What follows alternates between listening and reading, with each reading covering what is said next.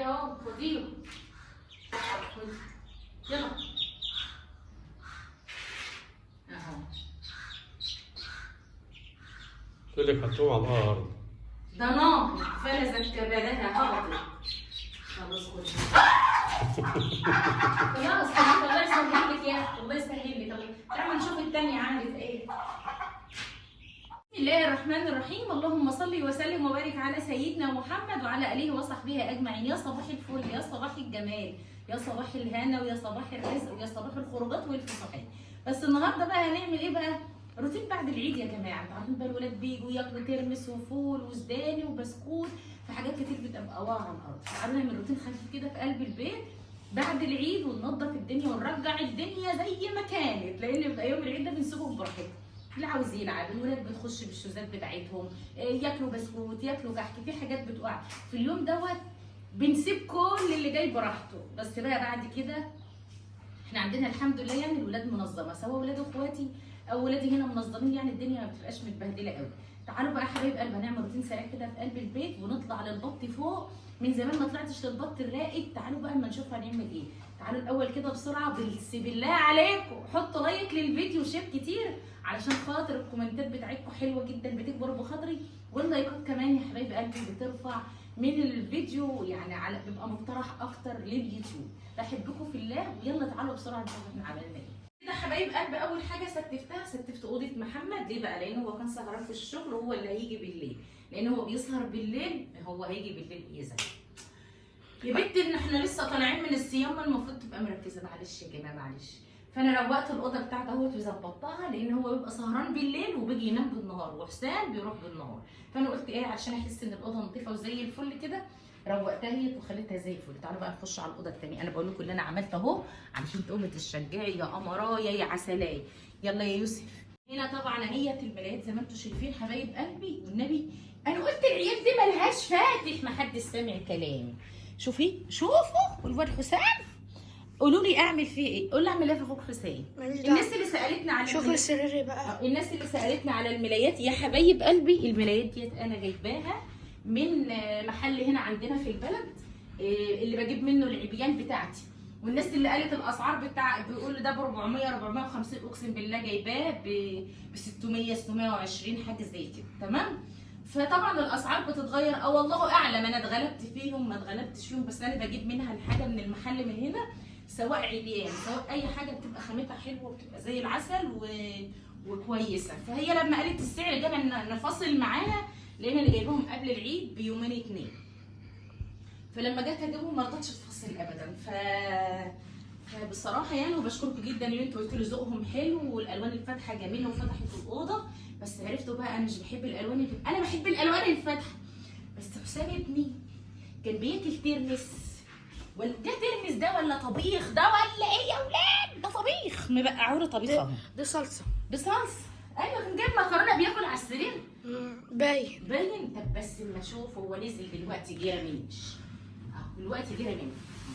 فالملايات دي يا حبايب قلبي جايباها من عندنا هنا من محل. ما عدتش بخرج كتير في المنصوره اشتري طلبات، علشان خاطر ايه؟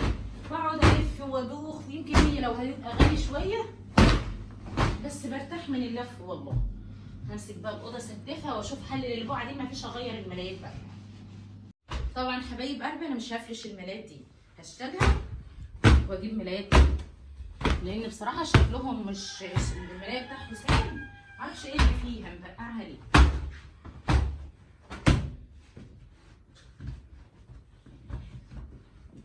بقى حبايب قلبي زي ما انتم شايفين غيرت الملايات، لان الملايه كانت بتاعت حسام مبقعه، فما ينفعش احطها كده ايه وهي مبقعه.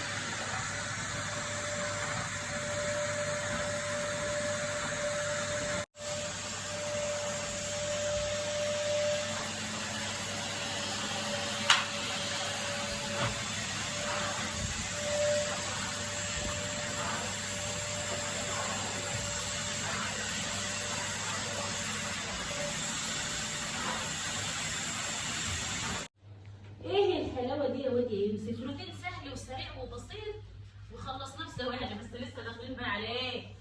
على المعركة. على قلبك. كمان البلالين دي بقى يا عم الشغل، كان كل اللي يجي امبارح بقى في العيد ايه ولاد عاملين عيد ميلاد، اقول لهم عاملين عيد ميلاد العيد، ما هو بيجي في السنه مره العيد الصغير. طب والعيد الكبير برضه بيجي في السنه مره. هما الاتنين بس. لا بس دي حاجه وده حاجه، دي عيد الكحك والبسكوت وده عيد اللحم. عيد بني اللحم.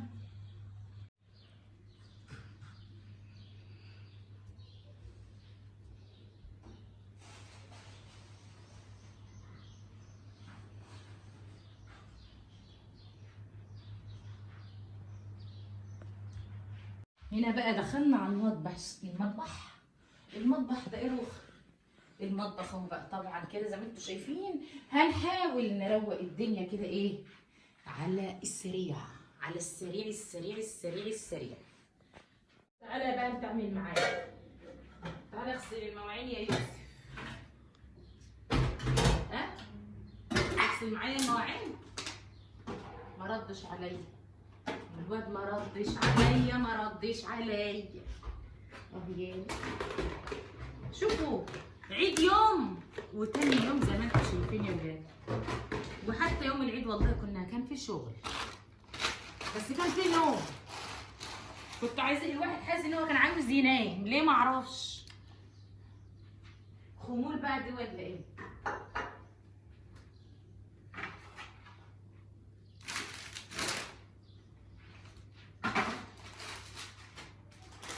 جايبه كيس شيبسي امبارح كنت جايبه كميه. شوفوا حتى العيد والله يا عيني، بس يلا احنا لسه ايه بدري. اعمل ايه دي البسكوت ودي الكحك. ممكن الحاجات دي كلها في طبق واروق الدنيا دي. لما حد بقى تاني يجي يبقى ايه ارجع اظبط الدنيا تاني. اهو دي الكحك اهو، بسم الله تحفه. انا واكله منه بالليل عسل عسل عسل. اهو البسكوت زمانه طرى. البسكوت بالذات تطلعي على القد علشان خاطر ساعه ما بيطلع والهواء بيشمه كده يعني بيطرى بيرخي. تمام. همسك بقى الحاجات دي كلها ايه اعينها في مكانها تاني، يعني البسكوت مكان البسكوت، الشوكولاته مكان الشوكولاته. ولما حد بيجي بقى بطلع، يعني بطلع. بس الكيس ده مربوط جامد قوي، تعالى افتحه كده بالقلب الله يبارك. هنا بقى حبايب قلبي جبت ايه بقى بعد ما مسحتها فوطه كده، جبت منديل بحبه خل صغيرين كده وبقوم مسحه الرخام اهي. الدنيا كلها روقتها اهي. هرجع كل حاجه زي ما كانت. لازما تنزل البطرون، يلا لازما تنزل ريا وسكينه. احلى حاجه احنا عندنا في الاعياد عندنا كم مسرحيه كده لازم تيجي. ريا وسكينه، الشاهد ما شافش حاجه وشغاله اهوت. العيال كبرت، هاتوا حاجه جديده. حفظناهم يا جدعان، والله لا حفظناهم. مفيش حاجه جديده ولا لازم التراث؟ حفظناهم بس برضه لهم ايه؟ لهم طعم تاني. عارف لهم طعم تاني ليه بقى؟ عشان احنا اتعودنا كل عيد ان هم دول حاجه مقدسه لازم يجوا. لو كل عيد بقى يجي حاجات جديده ومختلفه اما دولت هم 5 6 مسرحيات من القناه دي للقناه دي للقناه دي. عايزه تغيير يا جدعان. يلا تعالوا ولاد المكان. يلا يا يوسف. نعم. اهو انا سبت لك بس المطبخ تكنسه بالمكنسه. يلا. وانا بقى ايه بطول البوتاجاز على السريع. لازم ان ما عملتش البوتاجاز دوت مع المطبخ احس ان المطبخ ما اتنضفش. لازم يكون منور كده ومش لعلع وحاجه كده يجيلك نفس تعملي كوبايه شاي، ايه تعملي فطار، حاجه كده عسل. واقف يا معلم. ماشي خلاص سامح يا جماعه عشان هو إيه لابس الهدوم اللي كان نايم فيها مش عاوز يطلع فيه. خلاص يا قلب امك سامح اهو هيكنس بالمكنسه ويرجع لكم ايه. عسل يا يوسف، تسلم لي يا قلبي. ماما كنستي بقى ايه المطبخ وانا واقف. تسلم لي يا قلبي حبيب قلبي ماما. يوسف العسل. عسليه يا ودي، عسل لامك يا ودي.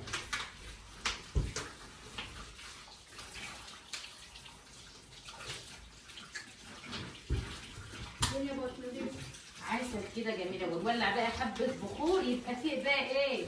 انتعاش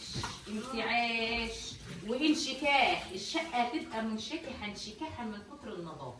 لسه عاوزين نطلع عند الطيور فوق بقى، عاوزينها تنشكح انشكاحا ان شاء الله، بس الانشكاح بتاعهم مش النهارده خالص يعني. العسل نظفت المطبخ يا جدعان وخليته زي الفل اهو. الله انا لسه ما حطيتش بخور والبتاع ريحتها حلوه اهو. ولعت حته فحمه بقى ونحط شويه بخور كده ريحتهم بقى ايه؟ لا ضرب نار. البخور ده جميل قوي، جاي من قطر. عسل. شوفوا الناس خايفه عليا من العين يا ولاد، كل يوم ببعتوا له بخور. ده انا ولعت بخور الشيطان الشيطان نفسه زمانه فرقع. بس هنعمل ايه بقى؟ العين فلقت الحجر يا ولادي. ما نبخر بقى ايه؟ اما نبخر المطبخ الاول. الله يا سلام. يلا يا ابو محمد اما نخش نبخر الشقه. طلع بخور. ما شاء الله. نزلها على ايدك احسن. على ايدي احسن اهو. يعني على البلالين. والنبي ولاد اخواتي هيجوا دلوقتي هيقوموا لمنهم يلموه اهو. يوسف جاب مصروفه، كان يوم الوقفه بالليل قال لي يا ماما انا هاخد المصروف بتاعي اجيبه بلالين. قلت له هات يا قلبهم. تعالوا يلا ولاد نكمل بخور بقى. يا سلام. الله. تسلمي لي يا ام محمد على البخور اللي انت جايباه لي. تسلمي لي وربنا يشفيكي ويخش عنك يا رب. هنا حق الشاهد ما شافش حاجه اهو احنا عاملين كده برضه. شاهد ما شافش حاجه، احنا ما نعرفش اي حاجه والله العظيم. تعالي. الله. نفتح الشباك كده. عامل ايه؟ ابني خلاني اغير الملايه. ابو محمد يقول لي سيبيها، اقول له النبي ابدا عشان يبقوا الملايتين نضاف. معرفش هو كان بياكل مكرونه بالليل ولا حاجه، هو جاي من الشغل حاجه وقعت منه. بسم الله.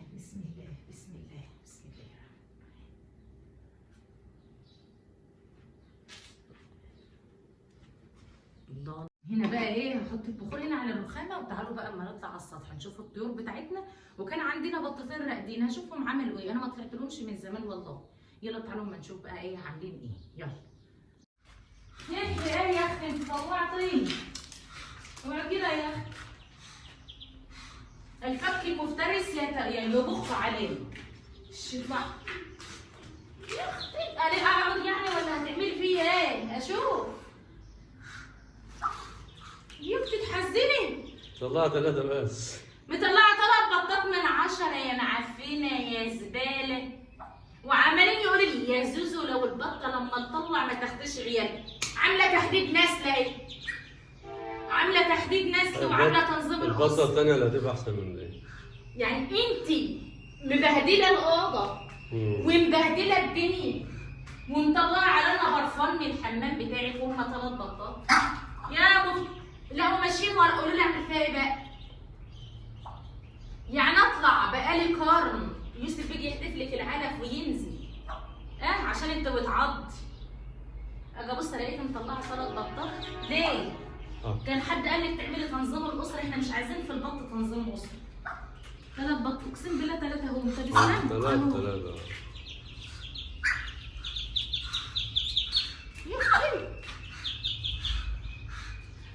انت بتبخ عليا ليه؟ طب يعني انت هاخدهم منك ومش هسيبك معاه. خليك تبيضي غيرهم.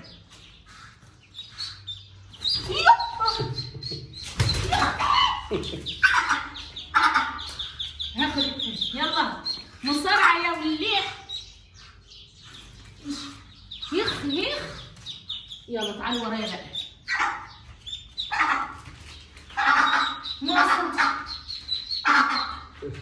يعني قولي لي كده هسيب معاكي 3 ليه؟ خدهم وقع ضربك يا كلبه يا حيوان. مش كنت تطلعي 10 بيضات؟ هتطلعي لي 3؟ عامل فيهم ايه؟ بعد الحرب اللي هي عملته فيا دي. سيبوها معاهم لحد ما ديك هتطلع. مش هتبيض. لا خلاص مش عايزها تبيض. ما هم دول ما ينفعوش يتحطوا مع التانيين. دي ما بتنفعش تطلع دي. ما تنفعش ليه؟ ناقصه ايد، ناقصه رجل. ده احنا جايبين لها جوز ابيض وزي الفل. ها؟ كتي ايه؟ هم قالوا الدوله تنظم الاسره في البني ادمين مش بالبعض. تعالي اهو خديهم. يلا اهو. تقول لك حطوهم على الارض. ده نار فلذت كبدها هبطت. خلاص خدي. خلاص خلاص الله يسهل لك يا اختي، الله يسهل لك. طب تعالوا نشوف التانية عملت ايه. طب انت بقى اعمل فيكي ايه؟ هو انتوا فيكوا ايه يا ولاد؟ سيبك منها زي لسه ما طلعتش. قدامها يومين.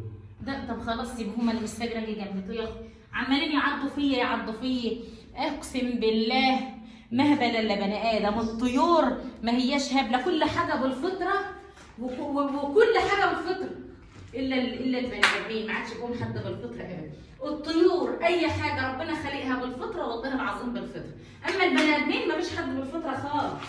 اقسم بالله لو الناس بالفطره والبني ادمين لسه بالفطره زي زمان، والنبي كان زمان الناس لسه بتحبوا بعض. انت رايح عندها ليه؟ لا فتح هناك. امال ايه؟ مش ولادها بتهرش عليهم؟ الضنا غالش كده يا جدعان. خلصت الروتين بتاعي والفيديو بتاعه ختم معايا بمصارعه حره مع البطه، ومطلعه 3 بطات. احنا اتفقنا ان تنظيم الاسره في العيله بس في الاولاد، ما قلناش تنظيم الاسره في البط.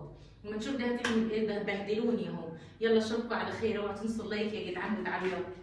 السلام عليكم، ما تنسوش بقى تحطوا لايك يا جدعان للفيديو. صباحكم زي الفل، الجو صباح النهارده زي العسل. صباحكم زي الفل وصباحكم كله طاقه ايجابيه وكل ايامكم هنا واعياد يا حبايبي. مع السلامه.